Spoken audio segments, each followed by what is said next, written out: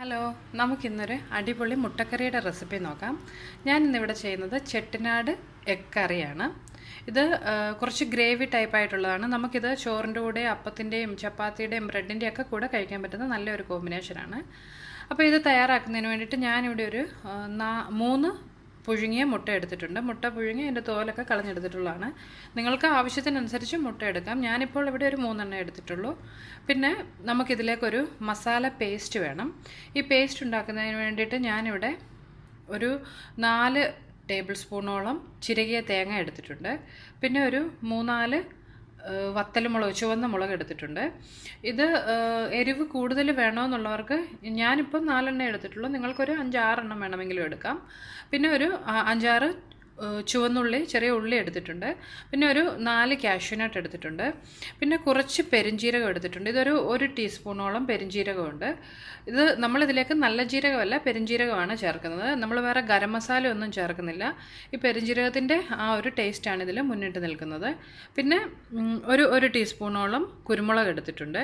പിന്നെ ഒരു ടീസ്പൂൺ കസ്കസ് എടുത്തിട്ടുണ്ട്. ഇത് ഓപ്ഷണലാണ്. നിങ്ങളുടെ കയ്യിൽ കസ്കസ് ഇല്ല എന്നുണ്ടെങ്കിൽ ഇത് ചേർത്തില്ലെങ്കിലും കുഴപ്പമൊന്നുമില്ല. പിന്നെ ഇതിലേക്ക് ചേർക്കുന്നതിന് വേണ്ടി കുറച്ച് കടുകും കുറച്ച് പെരുംജീരകം എടുത്തിട്ടുണ്ട്. ഒരു 1/4 ടീസ്പൂൺ പെരുംജീരകവും അത്രയും തന്നെ കടുകുമാണ് എടുത്തിട്ടുള്ളത്. പിന്നെ ഇതിലേക്ക് പൊടികളായിട്ട് നമ്മൾ വേറെ ഗരം മസാലയോ മുളക് പൊടിയോ ഒന്നും ചേർക്കുന്നില്ല. നമ്മൾ ആ ഒരു മസാല പേസ്റ്റ് അരയ്ക്കുന്നതിനകത്ത് ഓൾറെഡി കുരുമുളകും വത്തൽമുളകും അരയ്ക്കുന്നതുകൊണ്ട് ആ എരിവാണ് നമ്മളിതിലേക്ക് വേണ്ടുന്നത്. പിന്നെ നമ്മളിതിലേക്ക് ചേർക്കുന്നത് കുറച്ച് മല്ലിപ്പൊടിയും മഞ്ഞൾപ്പൊടിയും മാത്രമാണ്. ഇവിടെ ഒരു ടേബിൾ സ്പൂണോളം മല്ലിപ്പൊടിയും 1/2 ടീസ്പൂൺ മഞ്ഞൾപ്പൊടിയും ഞാൻ എടുത്തിട്ടുണ്ട്. പിന്നെ ഇതിലേക്ക് വഴറ്റി ചേർക്കുന്നതിന് വേണ്ടിയിട്ട് ഒരു വലിയ സവാള തീരെ ചെറുതായിട്ട് അരിഞ്ഞെടുത്തിട്ടുണ്ട്. പിന്നെ ഒരു വലിയ തക്കാളി ചെറുതായിട്ട് അരിഞ്ഞെടുത്തിട്ടുണ്ട്. പിന്നെ ഒരു ടീസ്പൂണോളം ഇഞ്ചി വെളുത്തുള്ളി പേസ്റ്റ്, കുറച്ച് മല്ലിയില അരിഞ്ഞത്, പിന്നെ കുറച്ച് കറിവേപ്പില ഇത്ര എടുത്തിട്ടുണ്ട്. പിന്നെ നമുക്ക് ആവശ്യത്തിന് എണ്ണയും വെള്ളവും ഉപ്പും വേണം. ആദ്യം തന്നെ നമ്മളുടെ ഈ മസാല പേസ്റ്റിനുള്ള ഈ ഇൻഗ്രീഡിയൻസ് ഒക്കെ നമുക്കൊന്ന് എണ്ണയിൽ വഴറ്റിയെടുക്കണം.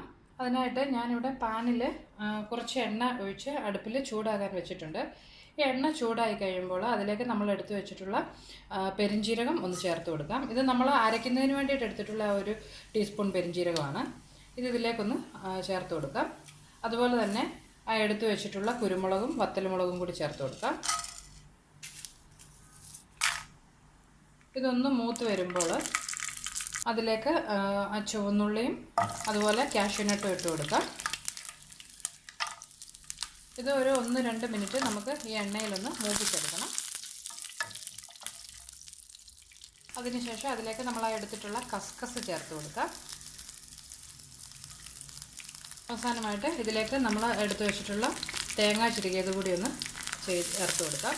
ഈ തേങ്ങ ബ്രൗൺ കളറൊന്നും ആകണ്ട, ജസ്റ്റ് അതിൻ്റെ ആ ഒരു വെള്ളമയം ഒന്ന് മാറി കിട്ടുന്നിടം വരെ ഒന്ന് മൂപ്പിച്ചെടുത്താൽ മതിയാവും. ഇതിന് ഇപ്പോൾ റെഡി ആയിട്ടുണ്ട്. നമുക്കിനി ഇത് അടുപ്പിൽ നിന്ന് മാറ്റി കുറച്ചൊന്ന് ചൂട് പോയതിന് ശേഷം അല്പം വെള്ളവും ചേർത്ത് നല്ല പേസ്റ്റ് പോലെ അരച്ചെടുക്കണം. പിന്നെ നമുക്ക് മറ്റൊരു പാന് അടുപ്പത്ത് വെച്ച് അതിലേക്ക് ഒരല്പം എണ്ണ ഞാൻ ഒഴിച്ചു കൊടുത്തിട്ടുണ്ട്. ഞാനിവിടെ വെളിച്ചെണ്ണയാണ് യൂസ് ചെയ്യുന്നത്. ഈ എണ്ണ ചൂടായി വരുമ്പോൾ അതിലേക്ക് നമ്മൾ എടുത്തു വെച്ചിട്ടുള്ള കടുകും പെരുംജീരകവും കൂടി ഒന്ന് ചേർത്ത് കൊടുക്കാം. ഇതൊക്കെ ഞാൻ ആ ഇൻഗ്രീഡിയൻസ് പറഞ്ഞ കൂട്ടത്തിൽ പറയാൻ വിട്ടുപോയതാണ്. നല്ലൊരു മണത്തിന് വേണ്ടി ഒരു 2 ഏലക്കയും 3-4 ഗ്രാമ്പൂവും കൂടി ചേർത്ത് കൊടുക്കുകയാണ്. ഇതിലേക്ക് നമ്മൾ എടുത്തു വെച്ചിട്ടുള്ള സവാള അരിഞ്ഞത് ചേർത്ത് നന്നായിട്ടൊന്ന് വഴറ്റിയെടുക്കണം. അതുപോലെ അതിലേക്ക് അതോടൊപ്പം തന്നെ ആ കറിവേപ്പിലയും നമ്മൾ എടുത്തു വെച്ചിട്ടുള്ള ഇഞ്ചി വെളുത്തുള്ളി പേസ്റ്റും ഒന്ന് ചേർത്ത് നന്നായിട്ട് വഴറ്റിയെടുക്കുക. ഇഞ്ചി വെളുത്തുള്ളി പേസ്റ്റിൻ്റെ ആ ഒരു പച്ച മണം മാറി വരുന്നത് വരെ വഴറ്റിയെടുക്കണം. ഇപ്പോൾ ഈ സവാള ഒന്ന് വഴന്ന് വന്നിട്ടുണ്ട്. അതുപോലെ ആ ഇഞ്ചി വെളുത്തുള്ളിയുടെ പച്ചമണം ഒന്ന് മാറി കിട്ടിയിട്ടുണ്ട്. ഇനി ഇതിലേക്ക് നമ്മൾ എടുത്തു വെച്ചിട്ടുള്ള മഞ്ഞൾപ്പൊടിയും മല്ലിപ്പൊടിയും ഒന്ന് ചേർത്ത് കൊടുക്കുക. ഈ പൊടികളുടെയും ആ പച്ചമണം ഒന്ന് മാറി വരുന്നവരെ വഴറ്റിയെടുക്കണം. ഇപ്പോൾ ആ പൊടികളൊക്കെ ഒന്ന് മൂത്ത് വന്നിട്ടുണ്ട്.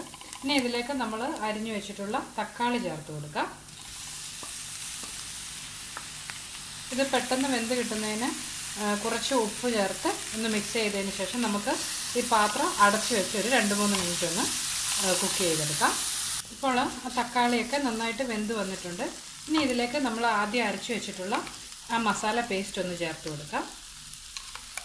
ഒരല്പം വെള്ളം ഒഴിച്ച് നന്നായിട്ട് പേസ്റ്റ് പോലെ ആക്കിയെടുക്കണം. നന്നായിട്ടൊന്ന് മിക്സ് ചെയ്തെടുക്കാം. അതുപോലെ നമ്മളിത് അരച്ച ആ മിക്സിയുടെ ജാറ് കഴുകി ആ വെള്ളം കൂടി ഇതിലേക്കൊന്ന് ഒഴിച്ചു കൊടുക്കാം. ഇത് നന്നായിട്ട് എല്ലാം കൂടി ഒന്ന് മിക്സ് ചെയ്തെടുക്കണം. ഇതിലേക്ക് നമ്മൾ ആ എടുത്തു വെച്ചിട്ടുള്ള മല്ലിയില കൂടി ഒന്ന് ചേർത്ത് കൊടുക്കാം. അതുപോലെ നമ്മൾ ഇതിലേക്ക് തക്കാളി വഴറ്റിയപ്പോൾ ഒരല്പം ഉപ്പ് ചേർത്ത് കൊടുത്തിട്ടുണ്ടായിരുന്നു. ഇനിയും ഉപ്പ് വേണമെന്നുണ്ടെങ്കിൽ ഈ സമയത്ത് നമുക്ക് കുറച്ച് ഉപ്പ് കൂടി ഇതിലേക്ക് ചേർത്ത് കൊടുക്കാം. ഇതെല്ലാം കൂടി നന്നായിട്ടൊന്ന് മിക്സ് ചെയ്തതിന് ശേഷം മീഡിയം ഫ്ലെയിമിൽ നമുക്കിത് അടച്ചു വെച്ച് ഒരു 3-4 മിനിറ്റ് ഈ ഗ്രേവി ഒന്ന് തിളപ്പിക്കണം. ആ കറി തിളച്ച് വരുന്ന സമയം നമുക്ക് ഈ എടുത്തു വെച്ചിട്ടുള്ള മുട്ടയിൽ ഇതുപോലെ ഒരു കത്തി വെച്ച് ചെറുതായിട്ടൊന്ന് വരഞ്ഞു കൊടുക്കാം. ആ മസാലയൊക്കെ അകത്ത് കയറുന്നതിന് വേണ്ടിയാണത്. ഇങ്ങനെ ഇടുന്നില്ല എന്നുണ്ടെങ്കിൽ ഇത് നെടുകെ കീറി 2 പീസായിട്ടാണെങ്കിലും നിങ്ങൾക്കിതിൽ ഇടാവുന്നതാണ്. കറി ഇപ്പോൾ ഒരു 3-4 മിനിറ്റ് ആയിട്ട് തിളയ്ക്കുന്നുണ്ട്. ഇതിലേക്ക് ഇനിയും എടുത്തു വെച്ചിട്ടുള്ള മുട്ടയൊന്ന് ചേർത്ത് കൊടുക്കാം. ഇനി നമുക്കിത് അടച്ചു വെച്ച് ഒരു 2-3 മിനിറ്റ് ഒന്ന് കുക്ക് ചെയ്യണം. അത് കഴിഞ്ഞ് 1-2 മിനിറ്റ് ഒന്ന് തുറന്ന് വെച്ച് ഈ ഗ്രേവി കുറച്ചുകൂടി ഒന്ന് തിക്കാക്കി എടുക്കാം. നമ്മളിതിലേക്ക് തേങ്ങയും കാഷ്യൂനട്ടും ഒക്കെ അരച്ചിട്ടുള്ളതുകൊണ്ട് ഇത് തണുത്ത് കഴിയുമ്പോൾ കുറച്ചുകൂടി ഒന്ന് കുറുകി വരും. അപ്പോൾ അതിനനുസരിച്ച് നിങ്ങളിതിൻ്റെ ആ ഒരു വെള്ളം ഒഴിക്കുന്നതൊക്കെ അഡ്ജസ്റ്റ് ചെയ്യാൻ ശ്രമിക്കണം. ഇനി നമുക്കൊന്ന് അടച്ചു വെച്ച് ഒരു 2-3 മിനിറ്റ് ഒന്ന് കുക്ക് ചെയ്യാം. മുട്ട ഒത്തിരി നേരം ഇങ്ങനെ തിളപ്പിക്കേണ്ട കാര്യമില്ല. ഇപ്പോൾ ഞാനിതൊരു 3-4 മിനിറ്റ് അടച്ചു വെച്ച് കുക്ക് ചെയ്തതിന് ശേഷം ഇത് തുറന്ന് വെച്ച് ഒരു 1-2 മിനിറ്റ് കൂടി ഒന്ന് തിളപ്പിച്ചെടുത്തിട്ടുണ്ട്. നോക്കിയാൽ കാണാം ഈ സൈഡിലൊക്കെ എണ്ണയൊക്കെ തെളിഞ്ഞു വന്നിട്ടുണ്ട്. ഇനി നമുക്കിത് തീ ഓഫ് ചെയ്ത് അടുപ്പിൽ നിന്ന് മാറ്റാം.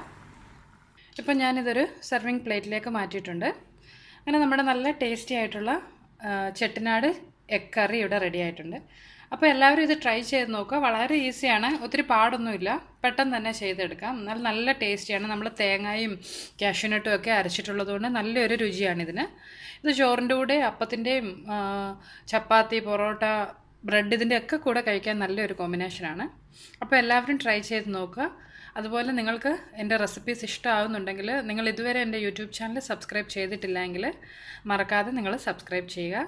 പിന്നെ സബ്സ്ക്രൈബ് ചെയ്തതിന് ശേഷം അതിൻ്റെ അടുത്ത് കാണുന്ന ഒരു ബെല്ലൈക്കൺ പ്രസ് ചെയ്യുകയാണെന്നുണ്ടെങ്കിൽ ഞാൻ അപ്ലോഡ് ചെയ്യുന്ന പുതിയ വീഡിയോസിൻ്റെയൊക്കെ അപ്ഡേഷൻ നിങ്ങൾക്ക് ലഭിക്കുന്നതായിരിക്കും. അപ്പം നമുക്ക് മറ്റൊരു റെസിപ്പിയുമായിട്ട് വീണ്ടും കാണാം. ബൈ.